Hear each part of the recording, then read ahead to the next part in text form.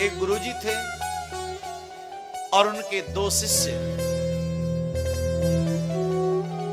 जब उनकी शिक्षा पूर्ण हो गई तो दोनों शिष्यों ने प्रणाम किया, कहा गुरुदेव आज्ञा दो, आपके आशीर्वाद से हमने विद्या को अर्जित कर लिया है, अब गुरु दक्षिणा में हम क्या दें।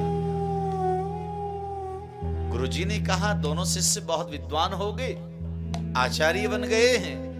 कहा पुत्रो अब मैं आपसे गुरु दक्षिणा चाहता हूं, बताइए गुरुजी। कहा कि संसार में जाओ और संसार में जाकर के सबसे बुरी वस्तु लेकर के आओ।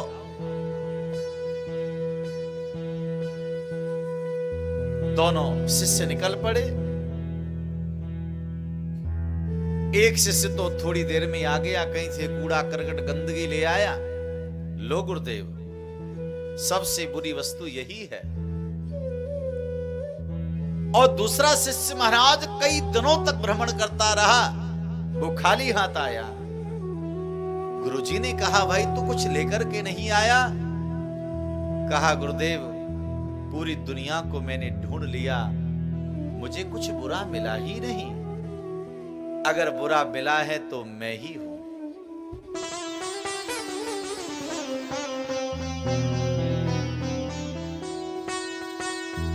बुरा जो देखन में गया, बुरा न मिलिया कोई।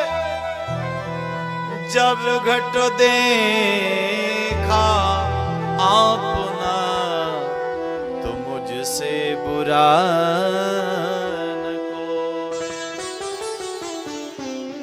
हे गुरुदेव मैंने बहुत भ्रमण किया, मैंने कुछ बुरा मिला ही नहीं।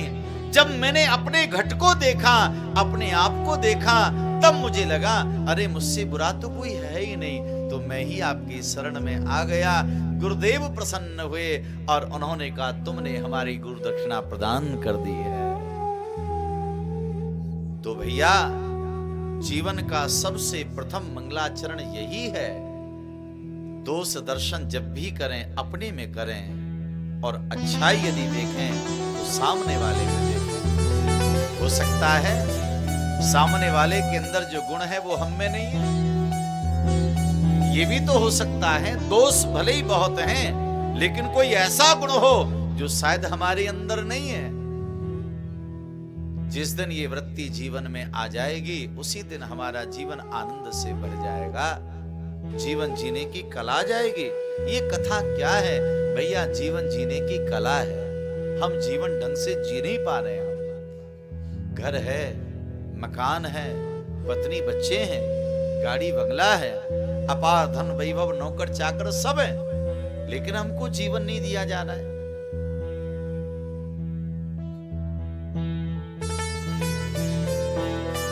दिव्य भोजन सामने आया, उसी में स्वाद नहीं आ रहा है महाराज।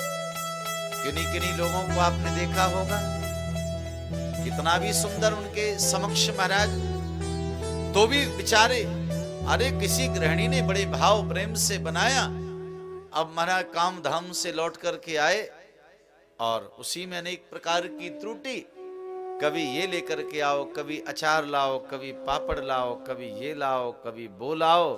महाराज वो बेचारी चक्कर ही काटती रहे और फिर भी महाराज उस गृह स्वामी को संतुष्टि ना मिले।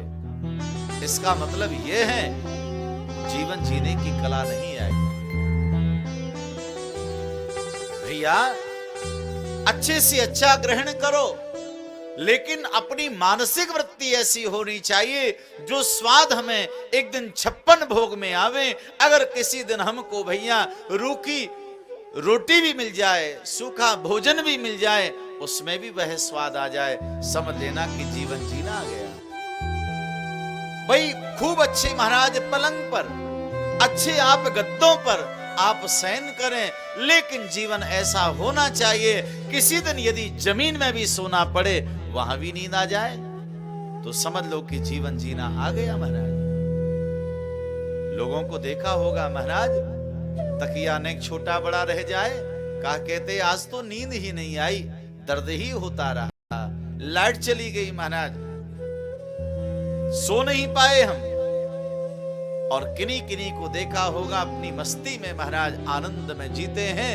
तो जीवन जीने की कला यदि हमको आ जाए तो समझ लेना भैया आपको जीना आ गया, और वो तभी आएगा जब हमारे आचरण में, हमारे जीवन में परिवर्तन होगा।